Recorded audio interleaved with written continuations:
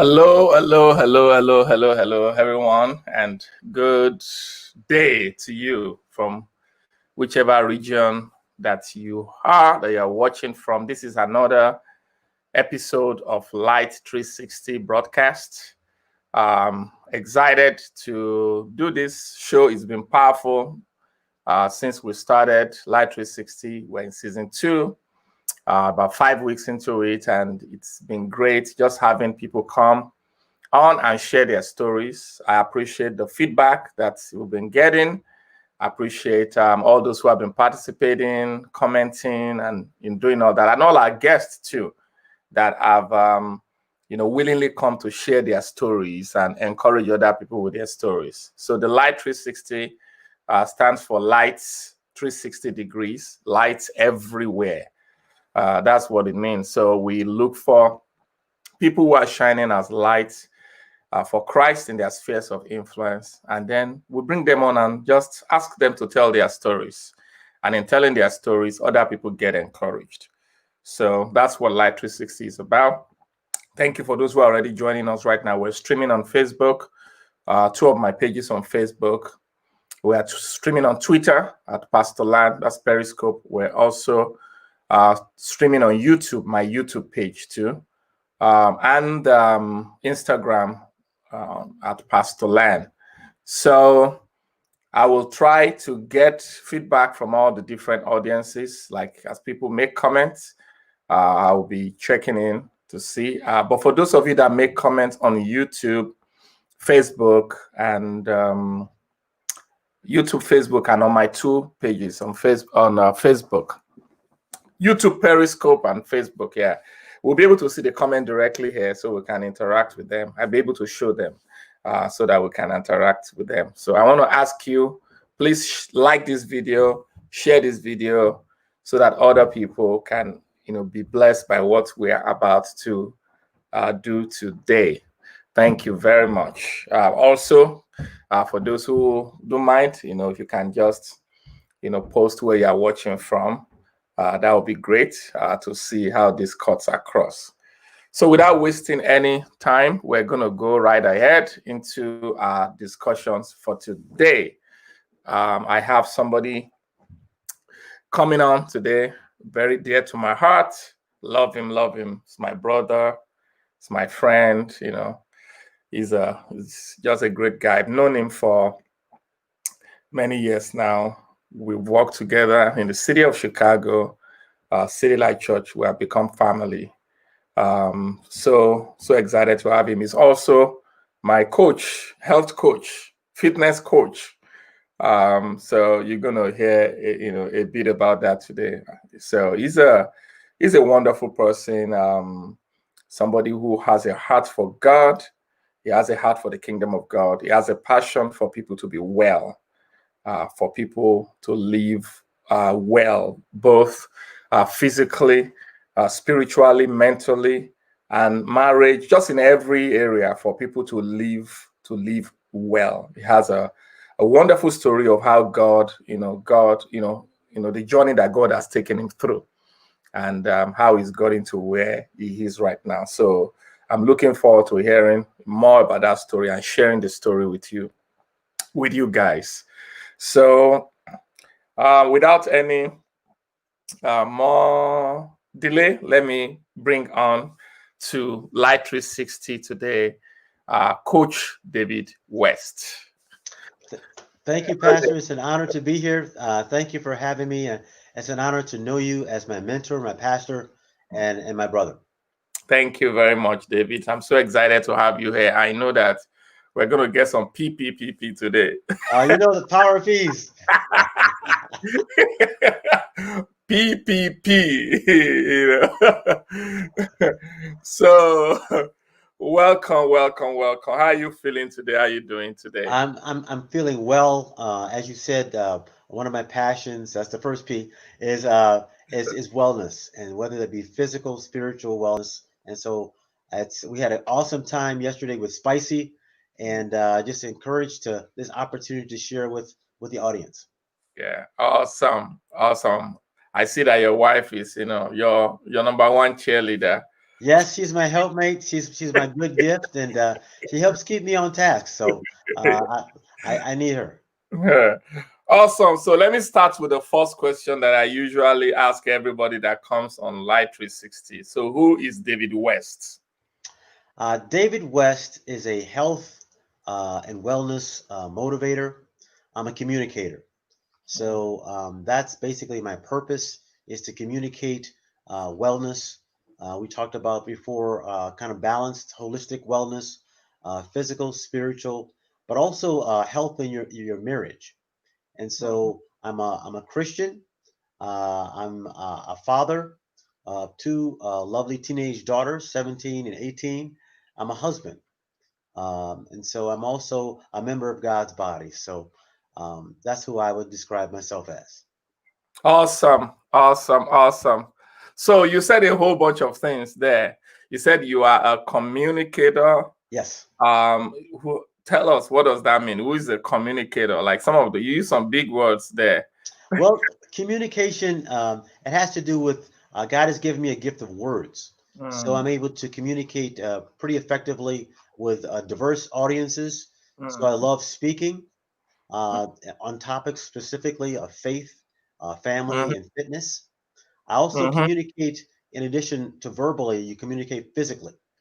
Yeah. So acts of service, you communicate that you love people with your service, your consistency. And Mhm, so a communicator, a motivator, just mhm. to give that kind of inspiration and teaching about Yeah. wellness. Okay. Awesome. So you also, talked about you know, the health part of you, like you're Yes. passionate about people's wellness. Yes. Let's go back a little bit and see how that developed, how Mhm. that part of you developed. So let's go back. Where were you born? Tell us a little bit about your family, upbringing, where you were born. Um, I Okay. born in Chicago, right? Yes, I was born in Chicago, and I'm part of a very distinct group of great people of God. Those Mm. people born in the month of September. You know, God has a special place for people born in September. So I Well, I celebrated 53 years of life on September 14th. So I'm 53 years of age. mhm. Born in Chicago, I was the eldest. I am the eldest of 8 siblings. Wow. Uh, I was blessed to be born in a two-parent household. Mm, So just the health, physical health, we always had good health, eating well. My mm, parents, my mother has passed. She passed about 10 years ago due to mm. breast cancer, and she was Okay. actually an avid runner, ate well. So my Mm, early introduction to living well happened influenced with my mother, mm, and also she passed, like I said, to breast cancer. So I have a heightened awareness for prevention and wanting to spread the message of wellness. And I've also worked disproportionately among people of color, uh, dealing with issues of diabetes, obesity, hypertension, but then also social conditions.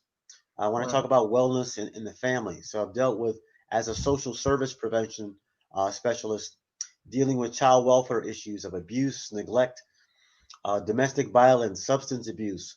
So I mhm, really, God has given me a heart to deal with issues of health and wellness, whether they be physically, mhm, nutrition and exercise, disease prevention, and also socially. How mhm. can we be socially healthier in our families and our communities? Okay, awesome. So you were born in Chicago to a family of eight, right? I mean, like, well, Yes. you have, Yeah. yeah, Four so boys, four girls. 4 boys, 4 girls. So that's balance. Yes. So growing up in such a place, what was it like? What was it Well, like growing up well, with it the was four it boys, was 4 girls? it was always a tight family.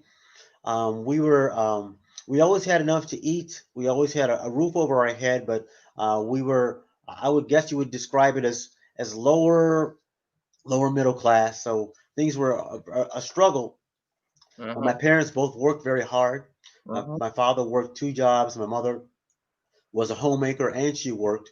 So mhm, just the work ethic, the importance of health and wellness was always expressed important to me. mhm, So I was the eldest. So mhm, also having that responsibility to set the example was also very important. always Mm. introduced to faith as I was as a young child. I accepted Christ about the Mm. age of 7 or 8. Oh, So I that's was good. kind of also raised in a very diverse community. Mm. So I was exposed to both the African American, Caucasian, just diverse cultures, and Mm. learning how to navigate that was very important. Awesome, awesome. So, how did you meet Jesus? Who introduced you to Christ? I know it was very early. Yes. I was introduced to Christ as a very young child. My father was and mother were both devout Christians, always involved in the church. And so I made a conscious acceptance of Christ at the age of 7. And from that age, really had a very clear awareness of God's word, being able to really understand the word where I read it and apply it to life. So accepted Christ formally at the age of 7, but then over the course of time, a real rededication to my Mm. faith happened much later in life. Okay. If we go back 53 years, we're talking about 60s, right? Is that 60? Hmm. Yeah. 67. So, did you ever, witness all the evolutions that have taken place in the United States, some of the civil rights, and did you experience, just take us back a little bit? I'm still trying to, just your background, the setting Right. of Chicago in those days. Yeah. Right. I was raised on the south side of Chicago, very southeast side of Chicago, and in the I was born in '67, so very conscious memories of the early '70s. And Mhm. at that time, um, south side of Chicago, um, gangs were first starting to infiltrate some of the neighborhoods, gangs and drugs. So I saw some of the conscious change socioeconomically during that time. And my Mm. parents, at the time I was about 7 or 8, made a conscious decision to move the family out of Mm. the south side of Chicago into the suburbs, Mm. South Holland, to kind of get away from some of the gang and drug elements. So I was consciously aware of some of the shifts going on and Mm. some of the decisions by our family to kind of keep us safe or healthy, protected to some degree. Okay. So what was the, I don't know if you have noticed, like been old enough to notice then the cost of the drugs and all those things coming in. Were you in the projects or No, no, we were in a single home housing. We had a house right on 95th and Llewellyn, which is close to Jeffrey, mm, southeast side. So not projects. So we had a home, mm, but it was kind of, like I said, very working class homes. But mhm, during the time, very distinctly in the 70s, mid to late 70s, is when a lot of the social conditions started to change. A lot of the drugs and gang mhm, became more prevalent. So yeah, never had a time with the projects. That came very later when I started in social services. So mhm, after college, I majored in psychology and economics, okay, but really had a passion for the community. And mhm, so I started a career as a social services working in child welfare, where I had a lot of direct exposure to projects and a lot of the dissolution of the family. yeah. So I like that segue into your professional stuff. That beginning part of social services. Yes. That you were in. So you must have noticed something. I'm just curious. Looking at the south side of Chicago now and the south side of Chicago then, what are the differences? What are the things that you feel has happened since then? And then your experience in social services, if you could talk about what you have observed about the human condition, Yeah. families, and all that. Yeah. Okay. At that time, like I said, late '70s and early '80s, I observed the initial influence of the drug culture, specifically crack cocaine, Mm-hmm. just devastated communities. And the Mm-hmm. effect is it broke up a lot of communities. There were more intact, stable two-parent households at that time. I Mm-hmm. really saw a change to more single-parent households and the devastation of fatherless children, Mm-hmm. and seeing a lot of the despair, a lot of loss of hope. And so, um, Also saw a change from a general orientation of faith, about faith and Christianity, Mm-hmm. to a change so that that's not the common belief anymore. Mm. Many more families of faith do not have that common background, and so a lot of breakdown in the family systems. And then currently, right now, there has been a change in the South Side. There's been sort of a reinvigoration, a regeneration, where it's starting to be rebuilt back up. A Mm-hmm. lot of new development. They call it gentrification. I hear. So that's had pluses and minuses. Mm-hmm. Where some people who have lived there have been moved out, and new families, multicultural families, are coming in. Mm-hmm. Economic development, which is good. Mm-hmm. But what I see now is the need for community coming together, in terms of diverse communities to emphasize faith, to emphasize a family, but also to emphasize healthy living. In Mm-hmm. terms of there's been a disconnect from people of color that I've observed, Mm-hmm. particularly in the African American and Hispanic communities, where a lot more prevalence Mm-hmm. of obesity, diabetes, and health conditions, versus some other communities are living more healthy. So I want to be part of raising that awareness of how we can live healthy, and not only physically but in our families. Okay. So when did you first start developing that passion for wellness and health in your journey? I think the passion first started within my own family, because even though I was blessed to be raised in a two-parent household, stable two-parent household, 8 children, within my direct family, so I would say uncles, aunts, first cousins, we experience a lot of those same social conditions, whether that be incarceration, substance abuse. Mm-hmm. A lot of these conditions that we read about, I observed them firsthand in my own family, whether Mm-hmm. it be cousins. And so I really had an awareness to make a difference, awareness of how um, our family did not experience a lot of those things, but feeling blessed about that, but also a heart to try to be part of the solution. Mm-hmm. And with a lot of my early work experiences in social services, just seeing the devastation, but just seeing the need to connect healthy physical health with healthy relationships, healthy families, and Mm-hmm. how faith should be an integral part of that. So that's kind of how my awareness that developed. What was the journey like growing up as a young man? Like for you, I just want to see how, Yeah. what was it like? I could talk about growing up in Africa, like as a Hmm. young man. What Hmm. was it like for you? You know. Well, it had some good, some pluses, and some very strong challenges. Mm-hmm.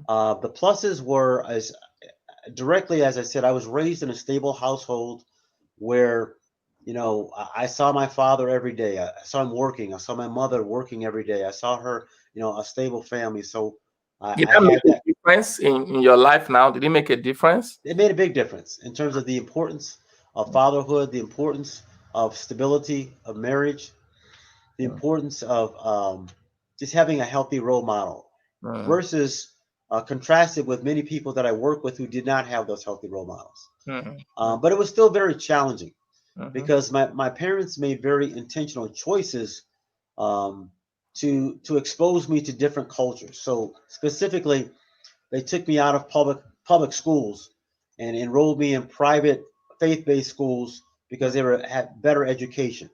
And Mm-hmm. so I was exposed to greater educational resources, but socially is where it was challenged, because I was actually almost ostracized from the African American community. So I didn't feel that sense of belonging. Mm-hmm. I felt kind of as an outcast, as it were. And Mm-hmm. so I really felt some social isolation, not really feeling welcome. For example, they would say, you talk like you're educated. You're trying to talk white, or you're trying to talk, or whatever. Yeah. And but then in the communities that I was going to school with, I still wasn't really accepted either, because I was the minority in those private schools. And Mm-hmm. so really not really feeling that sense of at place. So I Mm-hmm. struggled with identity. I struggled with having a healthy identity, friendships. And so there were some challenges as well.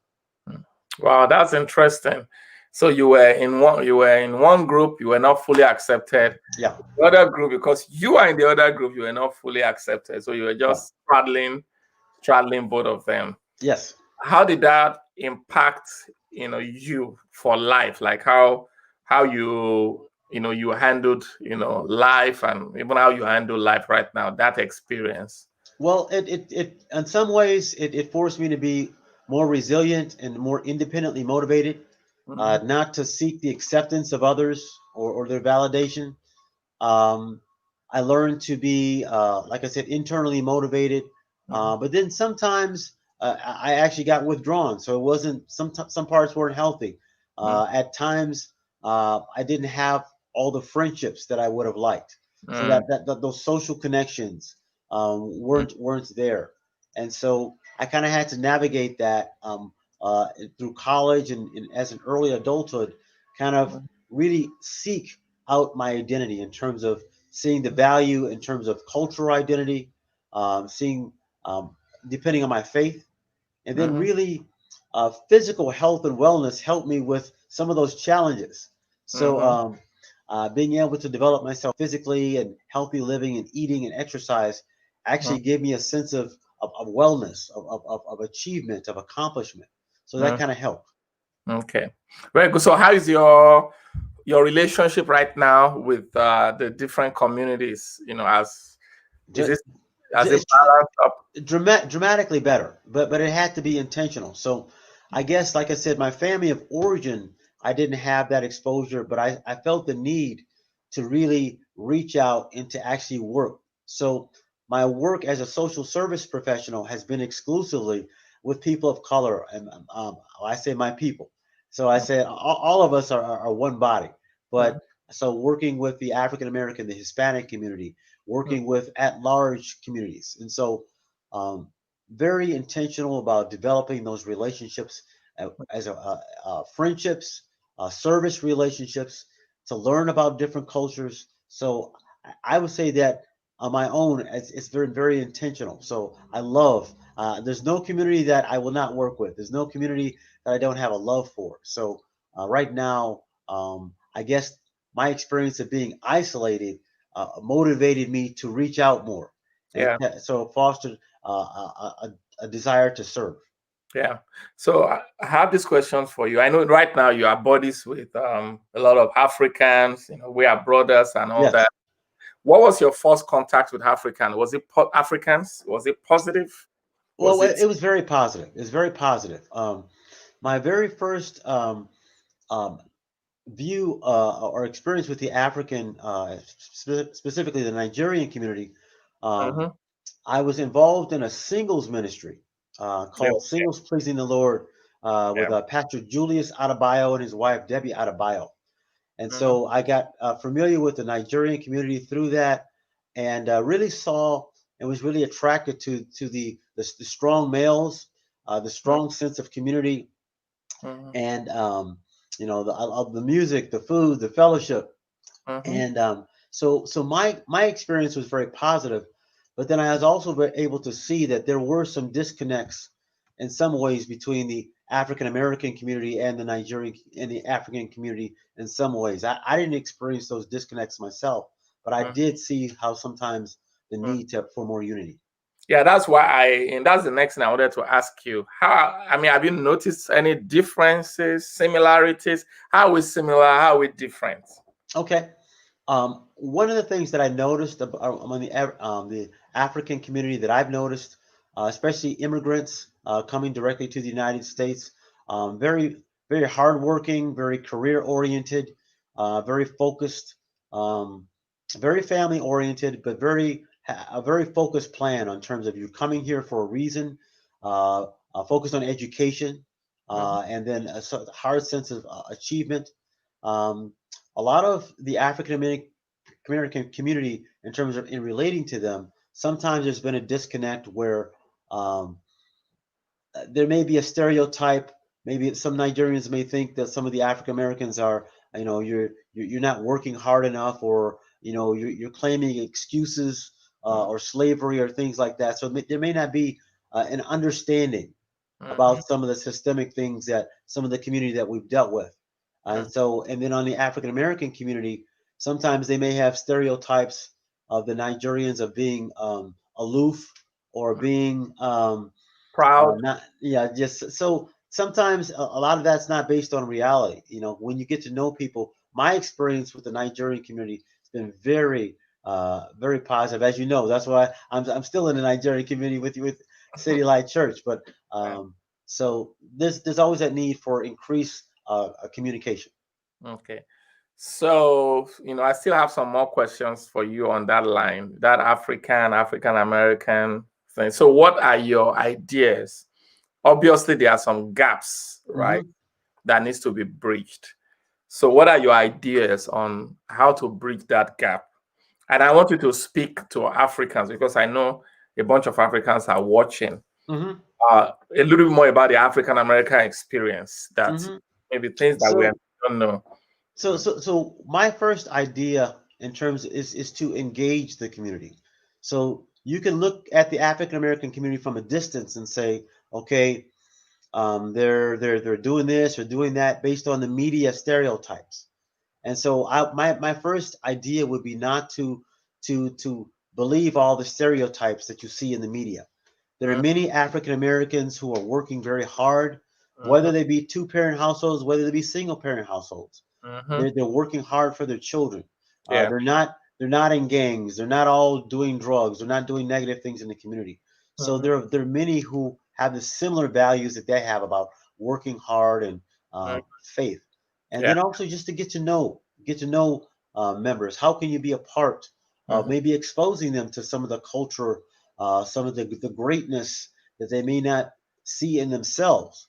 mhm. Because unfortunately, in this country, in America, the identity of many African Americans is not great. So Mhm. they've been told that they've been less than, they've been excluded systemically from many things. And so Yeah. some people have given up on some things. But I Mhm. think that there's an opportunity to engage in a conversation of appreciation that we're all one people and that we can learn from each other. That would be some of my ideas. Very good. So I need you to, I'm going to ask you a question about myself now. Have you noticed any of those stereotypes with me? We've been together for, almost 10 years now. Yes, yes. So, No, no. Myself, in terms of coming to City Light, um, I felt immediately a sense of family, a sense of acceptance of me for who I am. mhm, Um, I did have a desire to learn about the culture. And I think that was sensed that, here's somebody who wants to learn about the culture and embrace it. But then mhm, also, I sensed the mutual um, sense to want to get to know me as a person and mhm, to an interest in my growth and my development. mhm. So I sensed a warmth. No community is perfect. Yeah.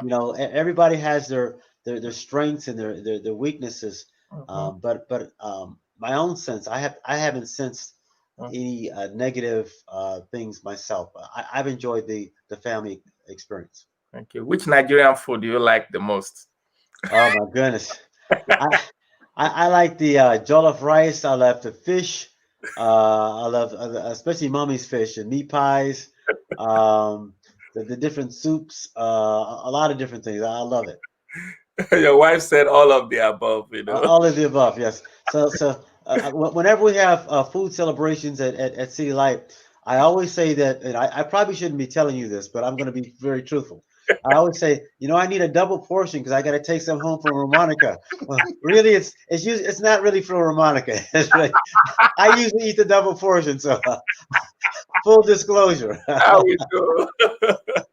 So do you have, I'm just probing more into, do you dream of going to Africa? How is it? What's Africa to an African American?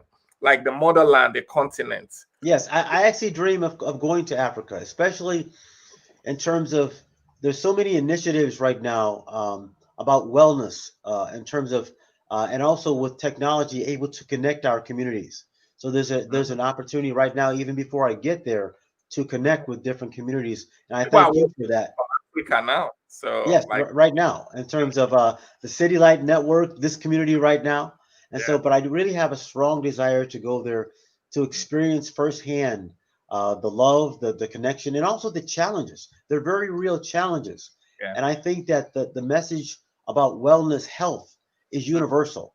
Yeah. Healthy families, healthy marriages. This isn't just an American issue. Mm. This is a Nigerian. This is a worldwide issue. We're all one family trying to be healthy, trying to grow and overcome these challenges.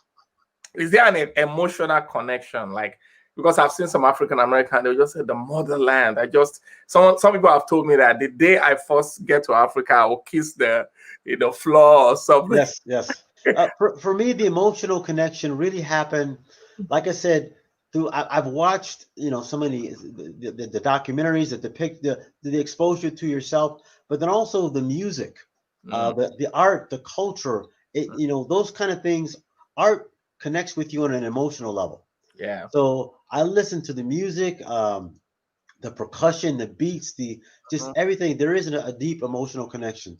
Yeah. But then also the concept of resiliency. Africa as a continent has had to be so resilient, whether it be corruption, whether it be natural disasters, the people, the culture, the fighting spirit, the strong sense of faith and praising God. That is really resonates with me. So it's a I very really continent. Yes. And even people that are from the continent in diaspora, like all of us, that spiritual thing is just there. Spiritual. Yeah, and we also, that, understanding the rhythms of the earth, like in our dances, in our just there. That's just the way Africa is. The West contributes something, like the East, like when you talk about China and all that, they have all this mind stuff and all that. They have some contribution in that area. The West, they have a lot of some of this scientific stuff, some of the government stuff, and all the kind of. But Africa, is the breadbasket of the world, and also it's a very spiritual place, and there's a whole bunch. There's a great revival going on there right now. And many natural resources. Yeah, treasures are in Africa. That's why I meant by breadbasket. Most of the things we use there, they have been taken from Africa. Yes. From the diamond to the tea that we drink to coffee to oil, all kind of things. Yeah, they are coming from there. It's such a blessed continent, and the sun is in abundance there. So awesome. So let's continue. So you now, so social work first of all, growing up, and all those things that we have described and all that. Then you now moved on to health stuff. How did you begin to turn your desire for wellness into a professional career? Okay. My first passion for specifically health and wellness started as I would say a teenager, because I was not exposed to a lot of formal sports, because I said I went to a lot of these private schools that didn't have formal sports programs. And physically, as when I was growing up, I was not very athletic at all. In fact, if there was going to be teams to be picked, I was one of the last people picked, because I was not athletic, strong, coordinated, any of that. And so as a teenager, it spurred a desire to develop that. Like I said, I had low self-confidence, so I wanted to develop physically some strength, some abilities. And so I started to develop my own exercise regimen. I started researching nutrition and exercising. And as I developed physically, it actually had some benefits emotionally. And so your exercise is very healthy and therapeutic. And then in college, I played football. So again, to further the physical training and the development for sports. It also, through sports, then I developed a passion for the martial arts, which is, as opposed to a group activity, it's a very individualistic thing. And martial arts forces you to be very focused and balanced. And so, and also through sports, you have different injuries. You have to learn to be resilient, to overcome different challenges. So that really forced my development in terms of sports. And through my physical training, I saw the need for nutrition. Your sports performance, your athletic performance is based in large part on what you eat. You have to put the right fuel in, what you give in, what you get out. And then also your mental focus, your preparation Yeah. has to do with your health. And then also your fitness, your actual different activities. So after you have the right foods, what specific movements will produce a desired result? If you want to lose weight, there's some different movements. If you want to gain weight or get stronger, or maybe just conditioning, there's some different systems of movements that you need. So it spurred a desire to learn all about those, not only for myself, but for others. How could I teach others? How could I show? And as I learned, it just bubbled over. You know me, in any group I'm at, I always am sharing things about nutrition and fitness. So I started sharing that. And then so I developed a career in social services for about 25 years. But as I was working with that career, I also started working as a personal fitness trainer. So I became, beyond my own studies, I got certified. And so I started working in that field. So that's currently what I've been doing, is working as a fitness trainer, boxing, martial arts, nutrition, as in addition to working in different aspects of social services. What's the unique thing about martial art? Is it spiritual? Is Yes, it? it is. It is. The martial arts combines what I call strength, stamina, but also it encourages balance. So you have to be in control of your emotions, because martial arts is about offense and defense, and it's a flow. You have to be in control of yourself first of all, before you can control any negative energy which may be coming at you. How do you redirect that energy? How do you maybe see energy that's coming at you, redirect it, and then come back? And so there's a process. There's an ebb and a flow. The Asian arts, they call it the yin and the yang. So I don't get into all of the mystical, some of those things, the meditative aspects of it. But in terms of the focus on the physical and the mental, and you look at your body as an instrument of power. So you take the power in, but then it can flow out, and you can choose how you use that power. You can use your power for good, or you can use that power for good. Might be protection. You might use your martial arts skills for protection, for safety, but other people might misuse those skills to abuse or harm people. So it's all your choice. So is yoga, excuse me, yoga good for the believer? I would say yoga can be good for the believer. Again, it's your choice. I would say the practice of yoga, in terms of physical, it can promote flexibility, it promotes strength, stamina. But some of the studies of yoga, it can get into some of the Buddhist and some of the other religious things. So as a Christian, I choose what aspects that I want to focus on. I believe as a Christian, God gives us many different spheres that we can learn from. We can learn science, we can learn mathematics, we can learn physical training. Some of the great teachers of those arts may not be Christians. You can learn the principles, but still apply them as a Christian, as a biblical study. Okay. So moving on the health part. So you started learning that and getting involved. So how did you get into that profession? Like, how do you transfer into that profession? What were the steps you took? Okay, so the specific steps, I became certified. So I became a nationally certified personal fitness trainer. And so you specifically in that certification have to learn about individual training and fitness development for different groups of people. So working with trained to work with youth all the way through senior citizens for various fitness goals. People may have general fitness goals just to be active. So a very common fitness goal, which I studied, is weight loss. Many people are trying to lose weight or trying to manage their weight, which combines both nutrition, first of all, and then exercise. Also studied rehabilitation. So people may have injuries, knee injuries, shoulders, back. How can you help people enhance the quality of your life? So I studied certification and different coursework in that. And then in addition to the studies, then it's about practicing it, working with various different groups of people. So I've worked as a various trainer, both individually and group. and different gyms, different studios with individual and group clients, probably for about 20 years now. So that's been my process of professional growth. Okay. Yeah, we'll talk more about the health thing, but so you also have another ministry now that Yes. is called health, what do you call it? Honeymoon lifestyle. Yeah, Yes. honeymoon lifestyle, you and your wife. Yes. What was your journey into that?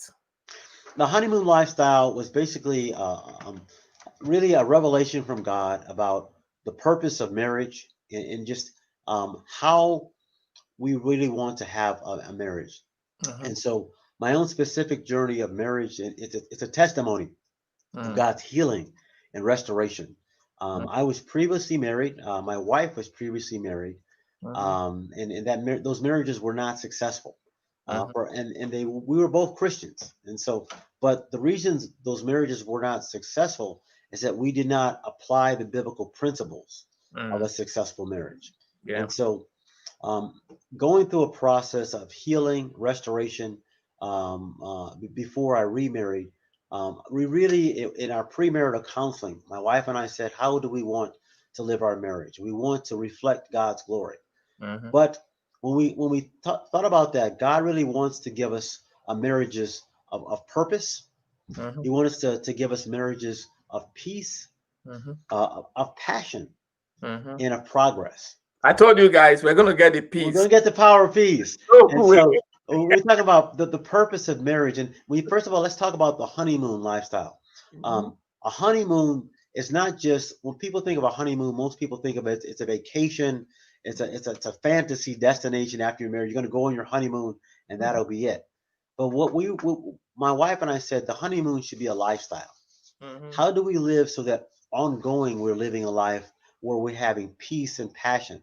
It doesn't mean that you don't have conflict.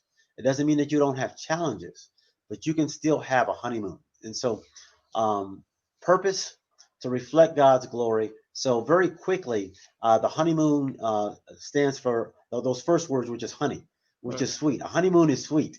So that honey is sweet. So the H stands for being an honest heart. You're going to have a honeymoon marriage if you're honest with each other. You don't lie to each other. But not only not lying, but just being very honorable and transparent about your vulnerabilities, and not hiding and building up walls. Oneness, being one, making sure that the Bible talks about unity. The man and wife are one flesh, so that oneness in your purpose. And then the N for honey is next generation impact. To really have an impact on modeling for our daughters. I had a biological daughter. My wife has a biological daughter, and we joined our families. So our daughters are 17 and 18 right now. So a big motivation for our marriage was not only for us to have a good time together, but to model for our daughters what a healthy marriage is, what it can be, since there is such a high incidence of divorce among people of faith and secular communities. So have that next generation impact. But then also beyond our own children, to be able to influence other couples within the body of Christ, to have healthy living marriages, because the divorce rate is the same rate among people of faith as it is on non-Christians. And then the E for honey is really it stands for encouragement and energy. So a honeymoon marriage is when you're in an environment where you're receiving words of affirmation and encouragement, using your words to build each other up as opposed to tearing each other down. And then that energy means that beyond the words, we have to put the walk with the talk. Do acts of service, serving your wife, your spouse with actions, and then having fun together, using that physical passion and health and vitality, which promotes a good marriage. And then finally, the why is that daily decision to say yes. Say yes to accepting your spouse as God's gift. That they're not God's perfect gift. They're not perfect. You're not perfect, but they're God's perfect gift for you. And making that daily decision of yes, that we're going to stick together, we're going to affirm each other, we're going to serve each other.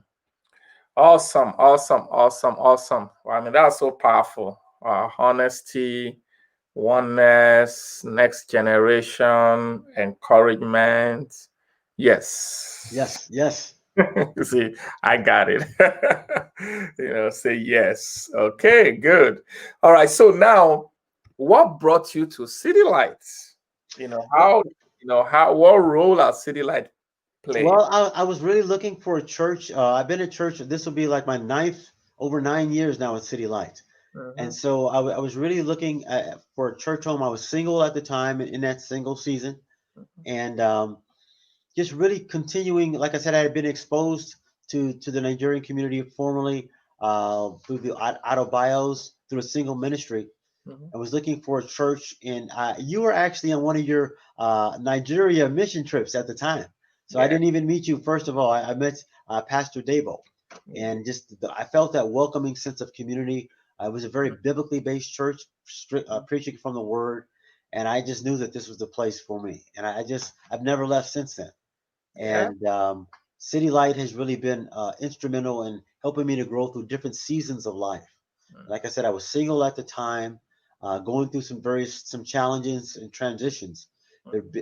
Gaining more life stability, growing in my purpose, growing in my faith, and the opportunity to serve, Mhm, and not only helping other people with the health and wellness, but when you're doing that, you yourself mhm. grow stronger. You yourself grow more healthy, and Yeah. so that's been my experience at City Light. Awesome. And you are part of the leadership of the Light Development Center now. Let's talk about the Leading Lights training. Mhm. How was that for you, and what was the role of Leading Lights training? Well, the Leading Lights training, it really helps to crystallize your purpose. But Mm, first of all, before you talk about your purpose, you learn about God's purpose for you, your mm, identity, that we're really created to reflect God's glory, to give God's pleasure. mm, When God created us, also, He creates you to go to be fruitful, to multiply. And mm, so you learn to identify who you are, not just as a job, but that mm, we really reflect it. Whatever we do, we want to give God glory. But then mm, God has given each of us a unique assignment. He's given us gifts, experiences, talents, even mhm, some of the challenges we've gone through, all mm, serve to help us to grow. So the Leading Lights training helps you to crystallize your mm, purpose. And it mm, helped me to crystallize my purpose and passion, mm, which are both health and wellness and also communications. And I mm, really have a passion for speaking health, speaking life, mhm, speaking health and wellness, helping people do that. So it helped me to go through different exercises, mhm, discovery exercises. There are mhm, assignments that you have to complete. mhm, The training is very vigorous. It's mm. not for the faint of heart. Yeah. And my experience has been, in fact, I didn't finish it. It took me several times to complete it. Yeah. And it was only through my wife completing it that really helped me to complete it, because I think I'd gone through it 2 or 3 times, didn't finish the assignments. And my wife completed it. She says, listen, baby, we got to do this together. So Mhm, I'm very grateful for her, but that it really helps you to not only identify, but then take specific actions to start to mhm. implement and activate your purpose. Yeah. So we're tracing your wellness ministry little by little. So we first started from social wellness, from Yes. your experience growing up, and what you went through. Being in one group, being isolated from another group, and all that. And then your work in social services. Then we Yes. went to your health and fitness Hmm. aspect. Then we just talked about marriage wellness now. Yes. Now, during coronavirus, you picked up something. Tell us about that. That you started doing again. Yeah. Yes. The coronavirus really gave an opportunity, and in partnership with the Life Development Center. But the Life Development Center is blessed to have very strong partners in the community. And Mhm, one of those community partners has been Crew. Crew was short for, it started off as Campus Crusade for Christ, and yeah. now it's short for Crew. And the Mhm, ministry, one of the leaders there is Mark Henkel. So they've mhm. been a very strong partner. And so I they, actually saw him yesterday. We had a meeting together yesterday. yes, he's a strong brother in Christ, and I appreciate him so much. But they have access to, the Greater Chicago Food Depository and many other good food resources, partnerships with local farms and things. So the ministry was to connect with various churches and to serve families who Mhm, were experiencing hardship during the yeah. coronavirus. Mhm, Many families were unemployed, not able to get access to healthy foods, and mhm, so what I really wanted to do was represent City Light, the Life Development Center, to be a vessel to reach out, to actually deliver food Mhm. to people in need. And so we just formed different partnerships, identified families who were in need, and actually delivered the family the food. You know, we would put on our safety masks and our gloves, notify the families we were coming, deliver boxes of food, leave it outside on the steps, just take safety precautions, but really deliver food, but then also pray with them to let them know that during this time of hardship, they're not alone. Yeah, It helped to decrease the stress and anxiety level. And yeah, so, in reaching to really diverse communities, we outreach to the African community, to the African American community, to Caucasian, to Hispanic communities, yeah. and because this coronavirus has impacted universally, it has not been discrimination. So it's really been a partnership where we actually made the church basement into a makeshift food pantry. Yeah. And so I want to Mhm. thank you for allowing us to do that. And so we bought some big storage bins to store the food safely, dry goods. We would have some food, some perishable food, milk and produce in the refrigerator. Mhm. Develop a system of getting the food, then distributing it out quickly. Mhm. And so that's been for the last 3-4 months Yeah. what we've been doing. And thank you for doing that. So, I mean, I believe that was also being driven by your desire for the wellness of people, Yes, like all around wellness. So, yes. before we now get to narrow down for you to talk more about that wellness, one other aspect of you, the communication aspect of you, like, talking and all that, how is that linked up with wellness? I mean, how does it bring all those things together? I think it's essential because the Word of God says that you have power and death is in the power of the tongue. So yes, we need food, but the Word of God also says that man does not live by bread alone, but Mhm. by every word that comes from the mouth of God. And so I believe that we as God's people can be His ambassadors. So we can speak life.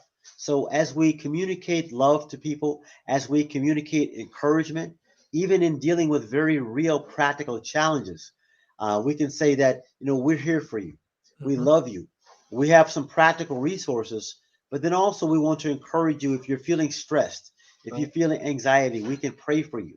It Mhm. doesn't matter if we have different culture, different ethnicities, different socioeconomic backgrounds. When you speak life to people, Mhm. not only your words, but then also your body language, people can sense. Yeah. There's the funny thing is some of the Hispanic communities that we reached out to, we would, I speak very little Spanish, or they would speak some broken English, but Mhm. we would connect. Yeah. And even with my mask on, they would tell me, we could tell that you loved us. And so that language of universal language of life and love and resiliency, and Yeah. then we're all being restored, we're all being Mhm. rebuilt, we're all coming back from something. Yeah. That's what people need to hear. Yeah. I know you dealt with one other thing. You see, let me just explain to the audience what I'm trying to do. Living life training, when we talk about someone's purpose, one of Yes, the things we do is that we go into their past. yes, We use that shape analysis, so we talk about experiences, yes, and then the experiences is, they are part of the package of who that person is that God uses yes. carry out his purpose. So that's why I'm tracing those experiences, and then we're going to center, right now on something. So there's one more thing that I know. I don't know if you are comfortable, talking about it. You also dealt with depression. Yes, yes.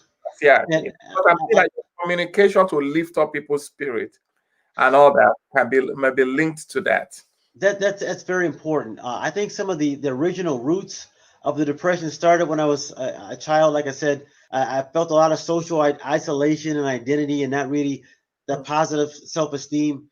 Yeah, And so, but as a as an adult, you learn to develop different coping mechanisms and different strategies, different fellowship mhm. helps. But sometimes you still have your difficult moments, Yeah, and so even through the coronavirus, things people have families have experienced greater incidences of depression. People have substance abuse, domestic, a lot of different issues, and so. sometimes in people of faith, in church communities of faith, we have a stereotype that if you just believe in God, if you have faith, you're not going to have any problems in life, or you shouldn't be stressed or anxiety because you should just pray. And prayer is powerful, but also sometimes reaching out to help people with mental, whether it be stress, anxiety, whether it be depression. Some people have even more serious conditions. But regardless of what it is, we can encourage people to seek help. Sometimes it's very therapeutic just to get a word of encouragement from someone, to say that I understand, I'm not judging you because you feel depressed. That itself can lift people up. So I have a heart to reach out to people who may be experiencing depression, whether it be ongoing, maybe it be just an occasional time. We need to not be ashamed to say that I'm having a difficult moment. I need support. And so I really want to tell people that just as our physical health, we need support. If you're injured, if you're injured emotionally, if you're alone, let people see it's a safe place to express that, to give them that support as well. Yeah. What does depression feel like? Like, how is it different from, when you are, I mean, sometimes we all feel bad sometimes. So what's the difference? And then how did you, what was your own method of overcoming it? Right. Depression, it's different from just saying you're having a bad day, or you may just be not feeling great. Depression can be, it can really drain your energy. It can drain. Sometimes people, some of the symptoms or the effects of depression is it affects your drive. So your ability to even want to get up in the morning and be productive, or you want to, you know what you want to do, but just that drive, the motivation to do it is there. The difficult, you feel a sense of failure or low self-worth. Even if other people are telling you, you're a great guy, you have very great qualities, or you sometimes don't believe it yourself. You focus on the negative things as opposed to your successes. With programming notes, those who are watching us on Instagram, Instagram will go off in a moment, but we're going to come back on Instagram again. We are live on Facebook and other places, but we'll get back on Instagram. Yes. So you could join back again. All right, go ahead. So those are some of the effects, not only emotionally, but it can affect you physically. It can also cause you to withdraw. So some things that you normally would have pleasure with or enjoy doing, when you're in a depressed state, you're going to withdraw from those activities and not being as engagement, so that you're not as productive as you normally would be. You see, if your energy is low, your motivation is low, you're not going to engage with the relationships in a healthy way. So you're not going to be as productive or engaging. Depression can literally impact almost every aspect of your life. So strategies that I've really been able to do to overcome it, to manage it, is really my faith. So sometimes speaking words of life from the Bible about who we are in Christ. Yes. The Bible says you can be transformed by the renewing of your mind. So actually speaking these things about who God says you are can be helpful. Also, time management. So actually practical time management, because when you're focused on your time and you follow through with tasks and you achieve more, it actually creates a sense of achievement. It can really help you with that. Fellowship. And so relationships, reaching out to those when you're feeling low. Don't be isolated. That's your natural tendency, but to force yourself to have support, to have accountability. And that's City Light is a great place for support and accountability. To really manage that. To if you have a down moment, you're not going to stay down. My wife always says you may go there, but you're not going to stay there. Yeah. So all those strategies, and also exercise. Actually, the foods that you eat, foods that are high in sugar, can regulate your emotions, your hormones up and down. High in saturated fats and salts can wreak havoc on your emotions. Also, exercise is a regular exercise is something that can release hormones of dopamine, really helping you wellness. So exercise is also strategy to help you to regulate your feelings or your emotions. So I find that I try to do all of those things, and to not only just feel better myself, but to be my best so that I can serve to the greatest capacity. One more thing on depression. What is the cause of depression? Well, what causes it? I don't know if you can say there's one cause. Mm, And I think that that's part of the challenge is if we could say, oh, this one thing causes depression, then you can eliminate it. mhm. For some people, it can be hereditary. It can be something that have a tendencies in families. For some people, it can be chemical. Yeah. For some people, it can be traumatic life events. So Mhm. some things that you go through in your formative years can Yeah. help form that. Social relationships, maybe experiences that you've had. Some people Mhm. that have struggled with substance abuse. There are very many things that Mhm. can impact social isolation.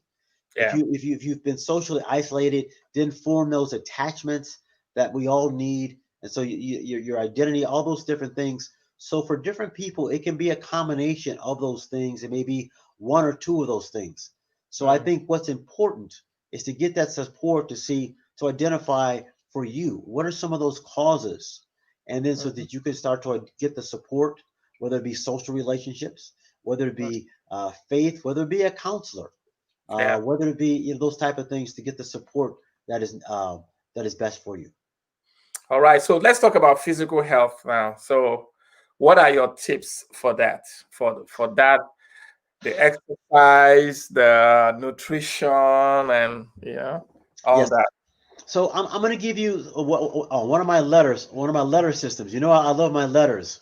So Yep. we're going to go with the letter F. Okay. Okay. So to give you the letter F, some practical tips about to increase your health and wellness. Mhm. First of all, is focus. You must be actually focused on wanting to be health and well. Mm. Jesus asked some people that he would heal. Mm. He said, "Do you want to be well? Mm. Do you really want to be well?" And Mm. so the first thing is to actually have an awareness that, you know what, I'm not as well as I could be. I want more energy. I could use more physical energy. I could use more mental energy in terms of my emotions. So to focus and making that a priority. Mm. We're all busy. You can get caught up with busyness. So the focus on health and wellness, Mhm. making that a priority. The second thing is food. Mm. Food is essential. Mm. And what I tell people, and that's what I talked to you about earlier, my P's, and I call it the power P's. Mm. It's a quick phrase to help you remember some quick healthy guidelines for eating. Mm. And my guideline with the power P's is quickly, and this is it: produce plus protein Mhm. equals peak performance. And so when I say produce, I'm saying the majority of your diet, um, a plant-based diet, if you look at a lot of the resource talks about the benefits of a plant-based diet in terms of more vegetables, more fruits, um, more whole foods that are not processed, your Mm. produce, getting more of those life-giving foods is good for your body. Okay. And then also, when I say proteins, first of all, knowing that you can have proteins just being plant-based if you want to. You don't have to eat meat. It's not essential. So a lot of Western diets think that I have to eat a lot of proteins and things like that, a lot of meat-based proteins to have protein. That's not necessary. So you can have your protein with, Mm. a plant-based diet.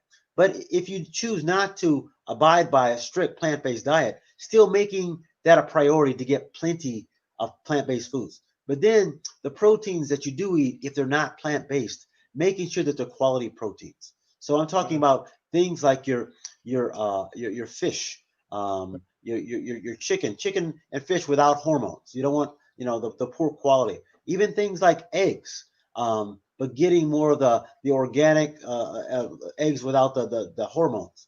Getting these Mhm. kind of things, staying away from a lot of heavy pork and red meats. So my guideline is produce priority, making it a priority first. Priority produce, that should be first. Vegetables and fruit first. But then you can incorporate some other proteins, and then you'll have peak performance. That will what you're putting in these foods. So you're minimizing a lot of the sugars, a lot of the greases, the junks. Not that you can't ever have these things, but the Mhm. priority should be produce first, mixing in some other quality sources of protein for your peak performance. Mhm. So we're talking about foods. Focus, foods. and then also making that a priority. You don't have to be strict all the time, but the majority eat healthy most of the time. After that, fitness. Mhm. Fitness, the most important part of fitness is frequency and fun. Mm, That's the most important thing. If you do mm, something, our bodies were designed to move. God mm, created the human body as a magnificent machine, mm, but too many of us are sedentary. So mm, if you look at the analogy of a lake, if there's only water coming in, but it doesn't disperse out, it becomes stagnant. mhm, So we need to take the foods in, but then we need to move our bodies daily. But do mhm, things that are fun to you. I have a passion for kickboxing. So almost every day, I'm going to be punching something, I'm going to be kicking, but it improves strength, coordination, and fitness. And you've learned some of my moves, but also just finding something that you can do. So a balance of some strength training is important, some flexibility, some mm, stamina, where you're working your heart as well, and mm, something where you're flexible, you're working your joints, your flexibility. So doing something frequent and doing something fun. So that's important to do, whether it's strength training, walking, martial arts, a sports activity, and then finding an opportunity to do those things safely, so that you mm. can prevent injuries. You don't want to be injured, and then if you have different injuries, because sometimes things happen, knowing how you can recover from those injuries as quickly as possible. So focus, food, fitness, and then also fellowship. Mm, So healthy relationships.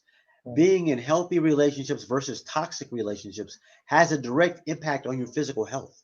Wow. Research has showed that if you have connections, if you have attachments to people, you're going to have lower rates of cancer.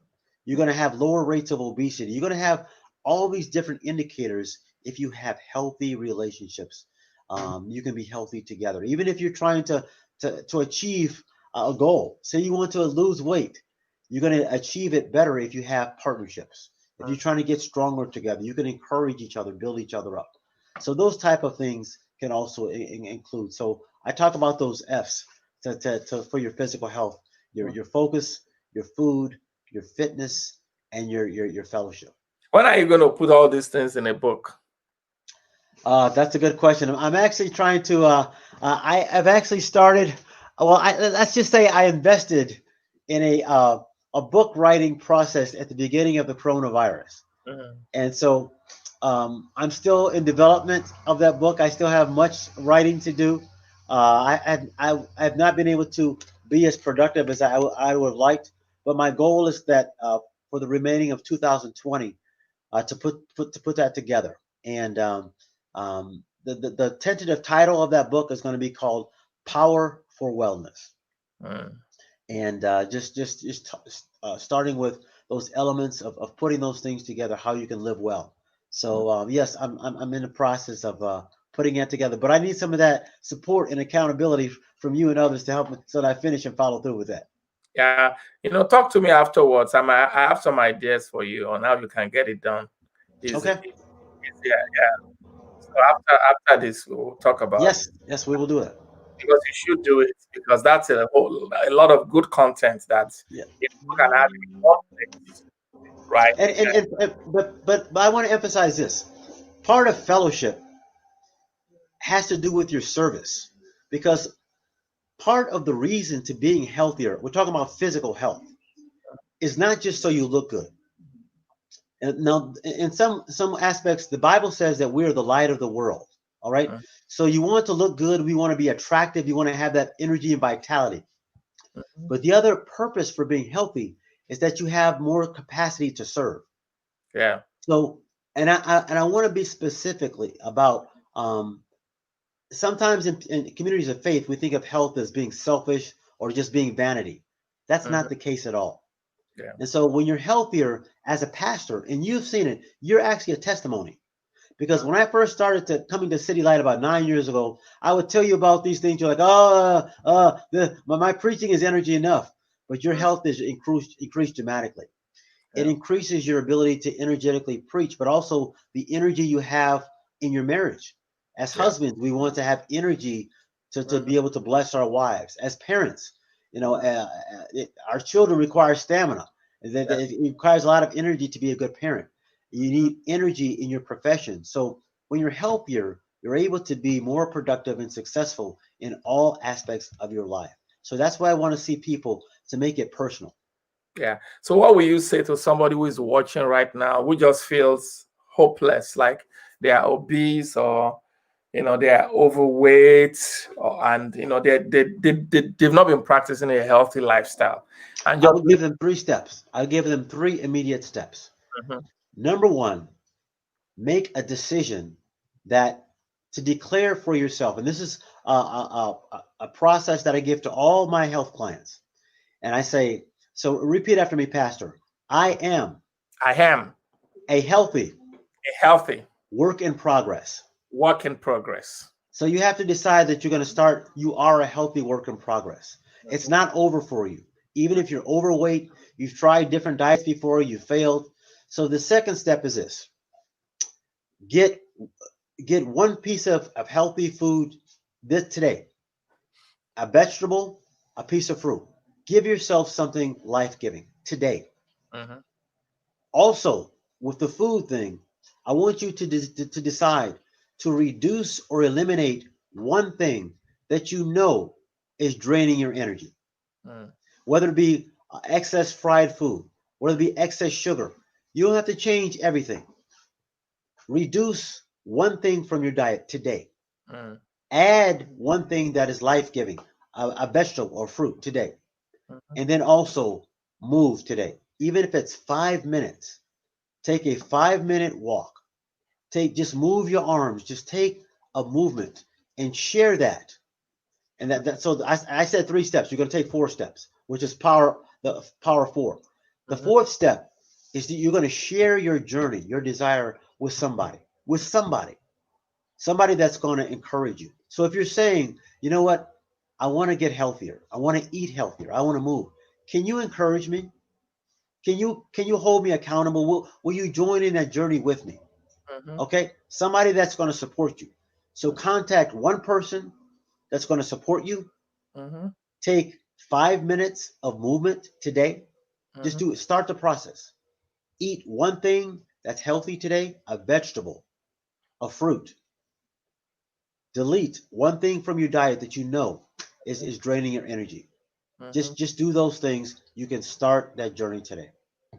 Thank you. So you've been doing this with people, coaching people, doing all that. Tell me some stories of impact. How what you do has changed lives, touched people. It has changed life, and it's really been a blessing. What some specific stories have been, in terms of some people, their goal has been just energy. I want more energy. I'm a single mother, and I don't have energy. I don't have time for myself. I'm giving all my energy out, but my weight is just piling up. I'm getting drained. I'm feeling bad about myself. So through helping them with fitness and the nutrition, um, some of the clients that I have, they've told me that they've experienced an improved body image. So Mm, they've lost some weight through mm, just some simple changes in their diet. Okay. And then also they have an increased energy. mm, They've increased the quality of their life and their relationships. They mm, have more energy for their children. They have more energy for their significant others, better performance at work and their professions. Um, so I've also trained athletes in terms of um, uh, better performance. mm, So, and I say that we're all athletes. mhm. You're preaching. You exude a lot of energy. You're moving across that stage, and you're sweating. So you don't have to think of yourself as a professional athlete. But if you have a focus, you have a target, you're trying to score, you're trying to win. We Yeah, all want to win. yeah. So when you help people to score some wins, and whether that win be, and you help people to identify the wins for them. So that may be losing weight. It may be maybe they don't lose a lot of weight, but their inches, Mhm. your body composition changes. So Yeah, you increase your lean muscle mass, but you decrease your body fat. So your yeah, clothes fit better. You know what? I just want to look better in my clothes. yeah. And they'll tell me I'm looking better, I'm feeling better. Mhm. People have noticed my energy is better. Yeah. I've dealt with some men who've talked about, you know what, I want to help. I want to be able to to perform a little bit better with my wife. Mhm. Let's just be very real. Yeah. And so I'm very real. And so without having to take all the pills and everything else like that, Mhm. nutrition, you can do that. You can Mhm. increase your vitality. Yeah. So there's some specific goals. I help people to identify what does health mean to you, and then helping them to achieve that. Mhm. What word do you have for pastors, especially? Because some pastors might be watching this, especially regarding their health. You have to practice what you preach. Practice what you preach. So Mm. we talk about ourselves, our bodies being the temple of God. We talk about things, and we always look at this as just a spiritual thing in terms of prayer, which is essential. But your capacity to minister, first of all, your first ministry is your own health and your own marriage. Mhm. So a lot of pastors, and I've been very blessed to partner with, and you yourself, Mhm. with Brother Fred, called the Ministry of Men of Faith. Well, we minister to pastors. And so we have to show our men of faith that your first obligation is not just your congregation, but when you're healthier, you're able to relate better with your wife, Mhm. speak and have a healthier marriage.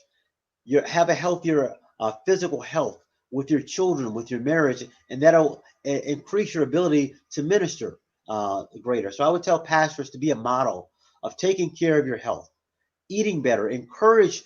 As a man of God, you can be a key role model in helping your congregation to suffer. God does not want his people to be suffering from these debilitating diseases. And Mhm. sometimes our pastors can be a good vessel to see that God can miraculously heal us. He can. God is a healer. Mhm. You can lay on heal hands and he can heal you. But God also wants us to use wisdom. Yeah. So pastors can help to deliver that message of practical health through our food, nutrition, and also healthy marriages. But practice it yourself first of all in your own home. Yeah. Very good. So if people want to use your services, like somebody's watching right now, like, wow, I'd like this guy to help me. I mean, what do you offer and how can they reach you? Okay, the best way to reach me right now is with my email. You can contact me through my email or my Facebook. So currently, right now, I'm in development of a website. Mhm. So I want to, make this so people can access my services online. So that process is ongoing. But Mhm. right now, I'm available to speak at seminars in terms of speaking on healthy living. I'm Mhm. able to do seminars where I can demonstrate exercise, giving people healthy, practical tips on developing a nutrition and physical fitness program, but then also how to apply this for healthy relationships. So the Mhm. best way to contact me will be through my email right now, which was Sir DVD, SIR DVD, the number 4, health, HEALTH at gmail.com. And then Mhm. also my Facebook, which is David Isaac West. David Isaac, ISAAC West. So if you contact me, we can see how I can serve you. Again, I'm certified nationally, so I have the credentials to really help you. But my passion is to help people, whether it be individually, whether it be a group setting. I really enjoy group settings Yeah. because you can train the trainers and spread the message, but also people of faith, Yeah. because we have to spread that faith is not just there's biblical principles to our physical health so that we can do God's work. Mhm. God says that we are God's workmanship, his masterpiece, created for good works. And Yeah. we can do those good works if we're healthier. Awesome. So what about international people? Like people watching internationally? I How, I how, want to, and this is where I want your help, Pastor. I really want the opportunity to be able to contribute, whether it be to contribute to conferences, contribute content to Mhm. pastors, to who have a vision to also helping healthier people. So Mhm. internationally, I want to be able to contribute to any initiatives, health and wellness initiatives internationally. I would love the opportunity to contribute to those initiatives. Yeah, I used to record stuff to that they can play in conferences or watch, in a group Yes. and all that. Yeah. So I'd love to be in partnership with you, Pastor, to talk about how we can do that. Um, until I'm able to physically get on a plane and go to Nigeria, I Yeah. want to be able to contribute. And the thing about this coronavirus is it's forced us to reconsider how we do ministry. Yes. We have to do things online. We have to put our content Yeah. online. And you have been a big influence on me. I want to thank you Thank to get me going, to put these ideas, to package them online, so that that's my next stage, is to put the content so they Yeah. can be more accessible. Very good. So, two more questions. So this one now, and then the last one. Big picture. What do you see with your purpose? How is your life going to glorify God? What do you look to at the end of your life that this will have happened? Two major things. If I can promote an increased awareness and increased practice for purpose-based healthy living, Mm. I know that's one of my purposes. So Yeah. just increase that awareness, make healthy living practical. Mhm. There's so much information about nutrition, fitness, making that, but your why, know your why. Why do you want to be physically healthy? How will that serve your life? All right. And then the second thing is to promote healthy marriages, because the family system is the hub, is the essential vehicle that God created for society. A Mhm. lot of the breakdowns in society that we're seeing are because healthy marriages have been have been challenged. We've Mhm. seen a breakdown in that. So if I can promote Mhm. in society which is not promoting healthy marriages, and when I say marriage, I want to emphasize the biblical sense of marriage. One man and one woman. Yeah. If I can promote that, and how to overcome challenges, how to live a honeymoon lifestyle, which is not a fantasy, but a life of purpose, peace, making progress, overcoming challenges, but still that process of affirming each other, having a life of passion together, that marriages internationally, because those Mhm. are principles that are needed internationally. Those two things, I know that I can see myself just really promoting that. I want to fulfill God's calling. Yeah. Very good. So my last question for you. So looking over your life, growing up now, your walk with God and all this stuff, I want to share with the audience 5 principles that you feel your life is built upon, Okay. that others can learn from. First, some of them we've already shared, but I'm gonna put them in this context. The first is faith. Um, I've gone through many challenges in my life, but the foundation, and I'm thankful for the foundation of faith that I got from my parents, but then also strong faith leaders, including yourself, Pastor Land. Um, you must have that foundation of faith, because the things that we're going through in society, whether it be the pandemic, whether it be social injustice, if you look at your identity through a lens of faith, of who you are, it gives stability, it Mm, gives strength, it gives us solutions to yeah. life's problems, the Bible. So Mhm. that foundation of faith is one of my essential values. The concept of family. And family is not only a biological family, but family is having a support system, any support system that can provide support and also accountability for you. So, Mm, so it's essential. So for me, I grew up in a system, a large family system that mm, influenced me. Right now, uh, I work with healthy marriages. My wife, my children are priorities. mm, So just having, and even if you're single, it's not about just promoting singleness versus married. You still have a family if you have fellowship. So mm, being connected to fellowship is essential. Okay, my value is also food. mm, It's one of my essential values, because no matter what you do for God, and food is not only physical food, but anything that you're feeding your mind and your spirit. So what are we feeding sometimes we're feeding ourselves with the media, all this political upheaval. If you continue to feed yourself with stress and anxiety, you're going to be an anxious, stressful person. So the concept of food, be aware of what you're feeding your mind and what you're feeding your body. Feed yourself life-giving things, mm. because what you feed yourself is going to give you the capacity to your energy. So food, faith, fellowship, food. but then also movement. So that's fitness. Fitness is one of my essential values. So being able to move, take action, whether it be exercise, but then even if God is giving you a purpose, if God has told you to do something, start taking action. You know, one of the things that has been a challenge for me has been procrastination. And many people, if God has given you something to do, if you don't start taking action, you're not going to feel good about it. God may use other people to do something that he should have been using you through. So start taking action. You may not achieve it all at once, but God works with you. As you take steps, he will give you the next step. Okay. So fitness has to do with one of my focus. But then the other thing has to do with, when I talk about focus, has to do with mental health. So really focusing on your priorities.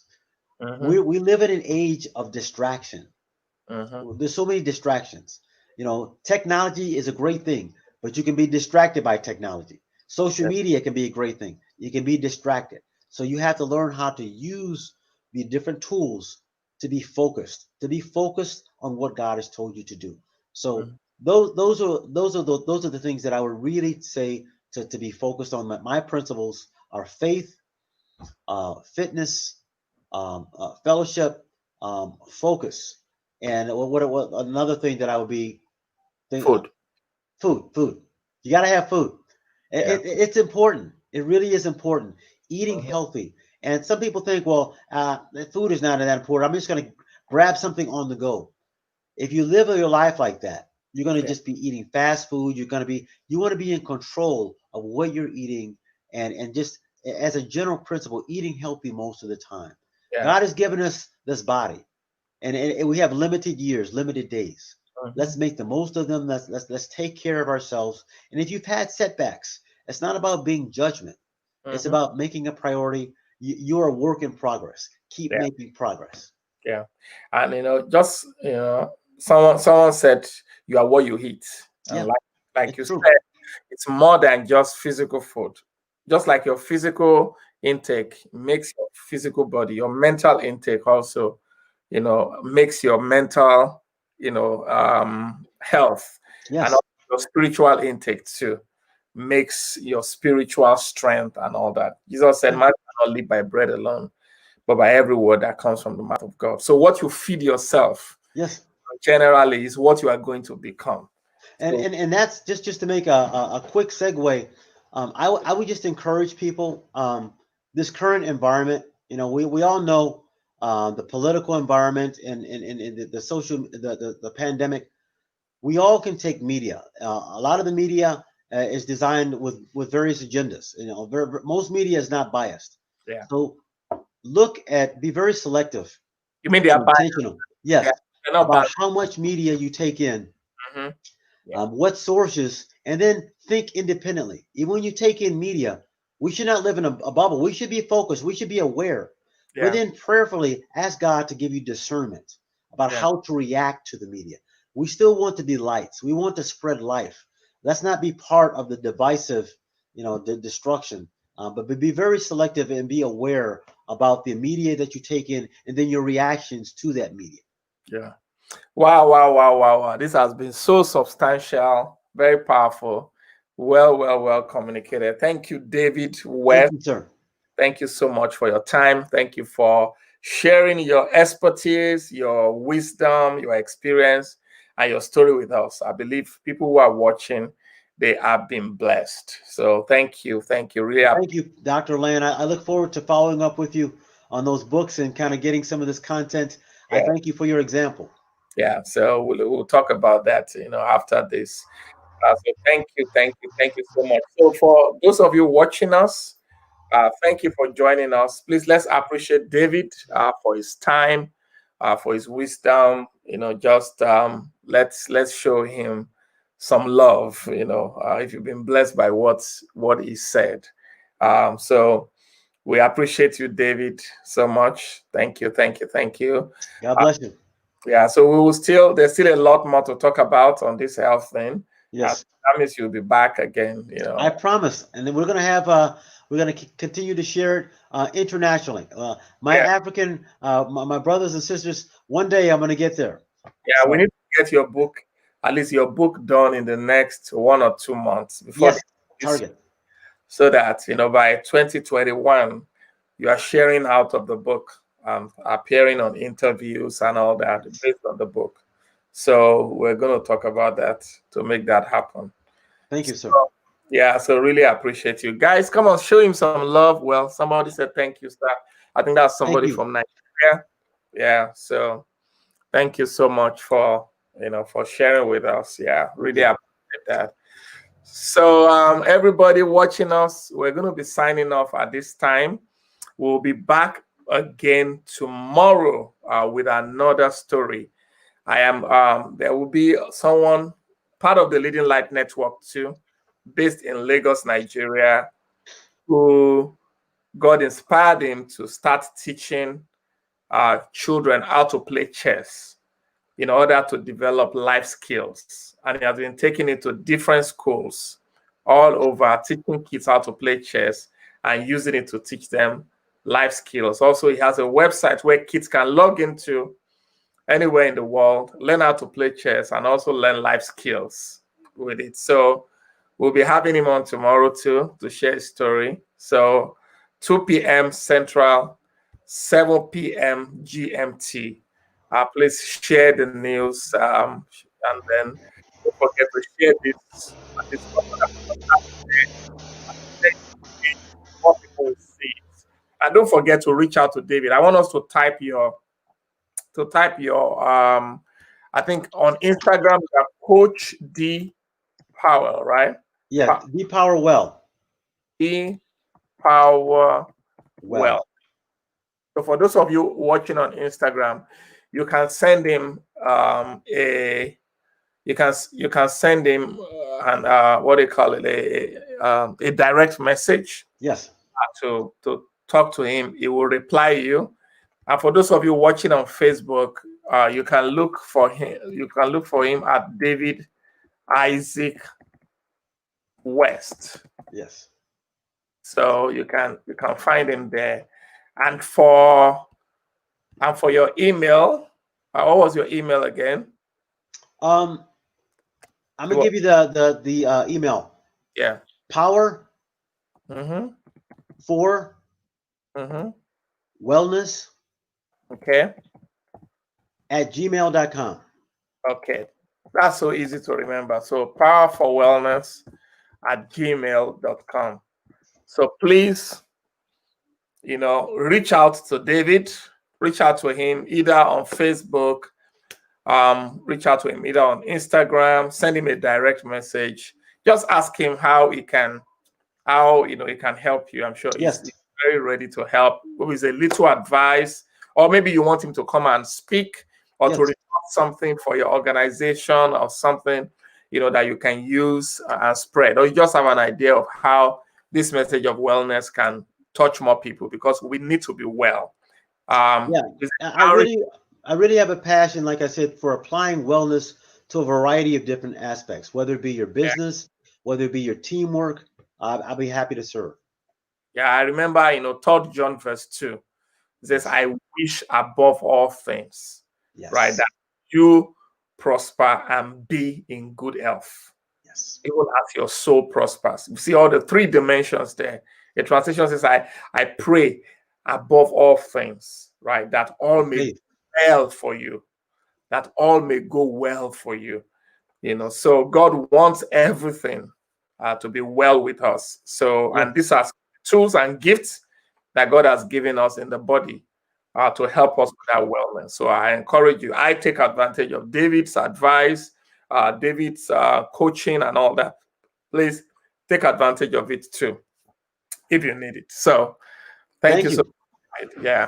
All right, guys. So I will be signing off right now, and we'll see you tomorrow.